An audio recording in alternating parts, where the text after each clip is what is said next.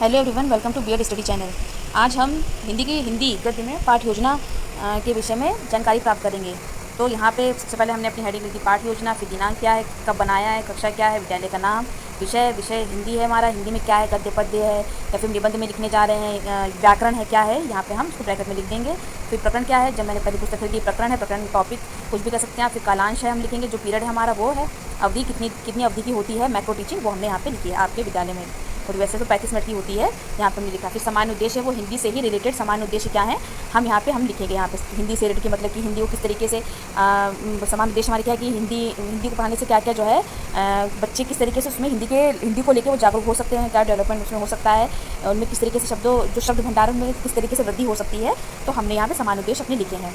फिर आता है हमारा विशिष्ट उद्देश्य, तो हमने यहाँ पे टेबल बना ली, विशिष्ट उद्देश्य लिखा, फिर पक्ष लिखा है, फिर अपेक्षित व्यवहार परिवर्तन लिखा है कि किस तरीके से बच्चे में विद्यार्थी में व्यवहार परिवर्तन को हम ला सकेंगे पाठ के द्वारा। तो हमने यहाँ पे ज्ञानात्मक के अंदर है कि विद्यार्थी संस्मरण को समझ सकेंगे, दूसरा है विद्यार्थी संस्मरण का प्रत्यास्मरण कर सकेंगे, इस तरीके से हमने इसको लिख दिया है। और जो बोधात्मक है, बोधात्मक का भी हमने जो है जो जानकारी प्राप्त करेंगे या फिर आंदोलन के समय प्रकाशित पत्र पत्रिकाओं के विषय में जान सकेंगे, इस तरीके से हमने ज्ञानात्मक बोधात्मक में जो है अपेक्षित व्यवहार परिवर्तन जो हो रहा है वो हमने लिख दिया है।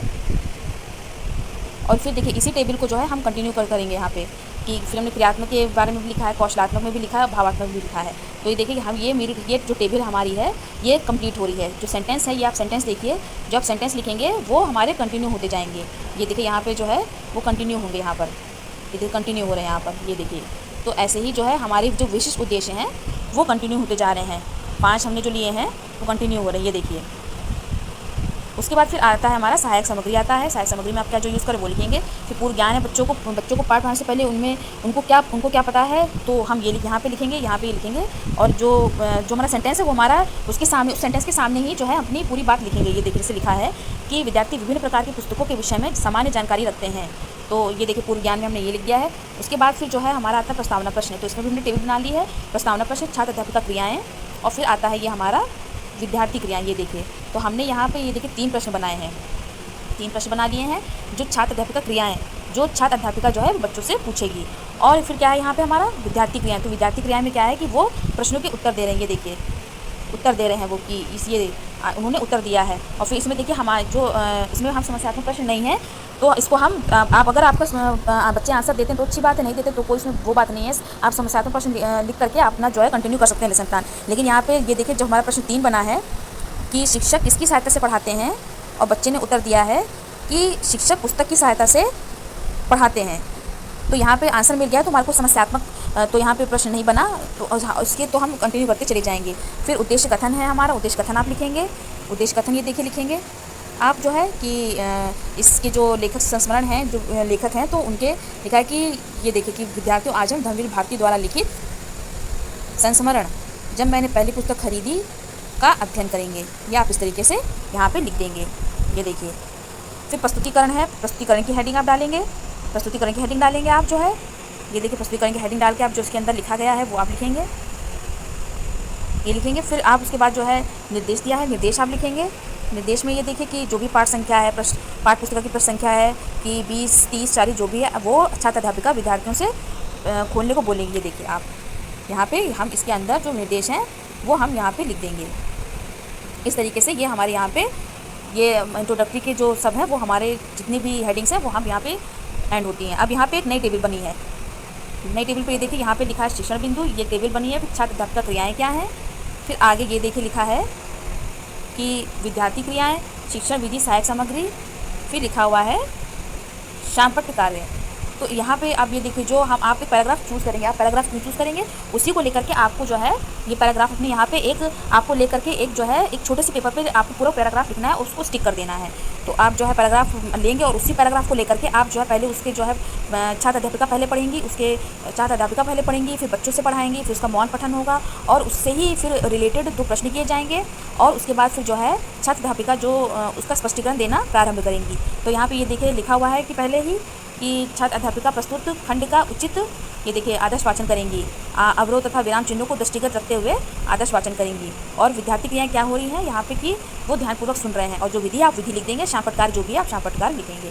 फिर यहाँ पे देखिए जो है छात्र अध्यापिका फ्लैश कार्ड दिखा करके विद्यार्थियों को कठिन शब्द का जो है उच्चारण करवाएंगी, और यहाँ पे जो है विद्यार्थी क्रिया क्या है कि विद्यार्थी फ्लैश कार्ड को देखकर कठिन शब्दों का उच्चारण करेंगे, और जो आप वो फ्लैश कार्ड बना के लाएंगे तो उसकी जो मिनिएचर बना करके आप यहाँ पे उसको यहाँ पे लगा देंगे। फिर आप क्या करेंगे, उसके बाद फिर छात्र अध्यापिका क्या करेंगी कि जो छात्र अध्यापिका हैं वो बच्चों से पढ़ने के लिए कहेंगी और उसका जो है अनुक्रम वाचन करवाएंगी, और फिर जो उसमें त्रुटियाँ हैं उसका संशोधन भी करेंगी। और विद्यार्थी क्रिया में क्या है कि विद्यार्थी अनुक्रम वाचन करेंगे, जो विधि है वो आप विधि यहाँ पे लिख देंगे। उसके यहाँ पे फिर निर्देश यहाँ पे दिया जाएगा, यहाँ पे निर्देश है, यहाँ निर्देश दिया जाएगा कि छात्र अध्यापिका जो है पुस्तक बंद करने को कहेंगी, ये पुस्तक बंद करने को कहेंगी। ये देखिए जो है आप जो है सब ऐसे यहाँ पे आप लिखते चले जाएंगे। फिर कठिन शब्दों का यहाँ पे आप अर्थ लिखेंगे, उसमें भी देखिए हेडिंग दी गई है कि यहाँ पे है कि शब्द है, फिर युक्ति है, स्पष्टीकरण है, अर्थ है। तो इस तरीके से आप यहाँ पे जो है करेंगे। और जो विद्यार्थी क्रियाएं हैं, विद्यार्थी क्रिया में क्या हो रहा है कि विद्यार्थी कठिन शब्दों का अर्थ बताने का प्रयास करेंगे, आप वो यहाँ पे लिखेंगे, और जो भी विधि हो रही है प्रयोग आप विधि लिखेंगे। और शामपट कार्य में जो शब्द आपने लिए हैं, कठिन शब्द लिए हैं, वो यहाँ पे आप जो है यहाँ पे लिख देंगे। तो आप ऐसे ये देखिए यहाँ पे जो ये टेबल है, इस टेबल को आप इस तरीके से बनाएंगे। तो टेबल ऐसे बनती चली जाएगी। अर्थ हैं, शब्दार्थ हैं, आप बच्चों से ही पहले ही उनसे जो कठिन शब्द हैं उनके अर्थ उनसे ही पहले आप निकलवाइए, कोई भी युक्ति लगा करके, जैसे कि विलोम का हम प्रयोग कर सकते हैं, पर्यायवाची है, वाक्यांश है, समानार्थी, इस तरीके से हम बच्चों को, या स्पष्टीकरण हम दे सकते हैं, इस तरीके से बच्चों से हम अर्थ निकलवा सकते हैं। उसके बाद फिर जो है ये निर्देश है कि पहला निर्देश ये है कि जो है छात्र अध्यापिका विद्यार्थियों को शामपट पर लिखित शब्दार्थ को अभ्यास पुस्तिका में लिखने को कहेंगे एवं स्वयं निरीक्षण करेंगी। ये पहला है। और दूसरा निर्देश क्या है, दूसरा निर्देश भी ये है कि छात्र अध्यापिका क्या है, विद्यार्थियों को पुनः पुस्तक खोलने को कहेंगी। ये दो निर्देश हो गए हैं। फिर देखिए जो शिक्षण बिंदु वाली जो हमारी टेबल है वो कंटिन्यू होती जा रही है कि यहाँ पे लिखा है शिक्षण बिंदु, छात्र अध्यापिका क्रियाएँ लिखी हुई हैं। फिर जो है फिर यहाँ पे है कि ये विद्यार्थी क्रियाएँ हैं, फिर शिक्षण विधि है यहाँ पर, ये देखिए शिक्षण विधि सहायक सामग्री है, फिर शामपट कार्य है, ये देखिए शामपट कार्य है। इस तरीके से यहाँ पे मौन वाचन कराया गया है। मौन वाचन किया है कि छात्र अध्यापिका ने निर्देश दिया है कि वो जो है विद्यार्थी की जो मौन पठन करें और फिर स्वयं निरीक्षण करेंगी, स्वयं निरीक्षण करें, और जो विद्यार्थी क्रिया है मौन पूर्वक पाठ करेंगे। और जो भी जो है शिक्षण विधि है वो आप शिक्षण विधि लिखेंगे, शामपट कार्य जो है वो आप शामपट कार्य लिख देंगे। फिर यहाँ पे जो है स्पष्टीकरण जो है देने से पहले जो है वो प्रश्नोत्तर के माध्यम से स्पष्टीकरण देंगे, अर्थ समझाएंगी। और यहाँ पे जो विद्यार्थी क्रियाएँ क्या हैं कि प्रश्नोत्तर के माध्यम से विद्यार्थी उत्तर देने का प्रयत्न करेंगे। और जो भी विधि यहाँ पे प्रश्नोत्तर विधि है, ये प्रश्नोत्तर विधि है जो है आप यहाँ पे लिख देंगे। और शामपट कार्य यहाँ पे नहीं तो आप शामपट कार्य कुछ नहीं करेंगे, जब शामपट कार्य नहीं तो ब्लैंक रहेगा। यहाँ पे देखिए ऐसे क्या। फिर यहाँ पे हमने जो पैराग्राफ लिया था लाइब्रेरी डैश याद है, तो उसी से ही छात्र अध्यापिका ने 2 प्रश्न किए हैं। ये देखिए 2 प्रश्न किए हैं। और विद्यार्थी क्रिया में क्या है कि विद्यार्थियों ने इसका उत्तर दिया है, और ये देखिए उसका उत्तर दिया यहाँ पर। और जो विधि प्रयोग की गई है यहाँ पे विधि लिख दी गई है, ये देखिए ऐसे करके। फिर स्पष्टीकरण जो है देना शुरू कर दिया है छात्र अध्यापिका ने। तो स्पष्टीकरण आपका बहुत अच्छा होना चाहिए, बहुत ज़्यादा लंबा भी होना चाहिए, बहुत ज़्यादा छोटा भी नहीं होना चाहिए। स्पष्टीकरण आपको देते समय ये ध्यान रखना चाहिए कि आपके शब्द बहुत अच्छे हों और वाक्य प्रयोग आपने बहुत अच्छा किया हो। स्पष्टीकरण आप इस तरीके से देंगे, ये देखिए। और जो विद्यार्थी क्रियाएँ हैं, जो भी विद्यार्थी क्रिया करते जा रहे हैं, आप टेबल पर लिखती जाएंगी, और जो भी विधि आप यूज़ कर रहे हैं वो आप विधि यहाँ पे लिखते जाएंगे। इस तरीके से यहाँ पे ये देखिए कि स्पष्टीकरण यहाँ पे हमारा ये यहाँ पे जाके ख़त्म हो गया है। और विद्यार्थी क्रिया में क्या हो रहा है कि विद्यार्थी जो है इसको ध्यानपूर्वक सुन रहे हैं। और ये देखिए यहाँ पे जो विधि आप विधि लिखेंगे और साथ में मिनिएचर भी लगाएंगे जो सब्जेक्ट है। और यहाँ देखिए शामपट कार्य में कुछ काम नहीं है, तो शामपट कार्य में कुछ भी काम, यहाँ पे शामपट कार्य में कुछ काम नहीं दे रखा हुआ है। उसके बाद फिर ये देखिए आप फिर यहाँ फिर निर्देश दिया गया है। ये निर्देश है कि निर्देश आप लिखेंगे, जो भी आप देंगे। फिर बोधात्मक प्रश्न है, आपके बोधात्मक प्रश्न कम से कम 4 या 5 बनने चाहिए। आपने बोधात्मक प्रश्न दिए हैं, ये देखिए बोधात्मक प्रश्न आपने दे के रखे हुए हैं।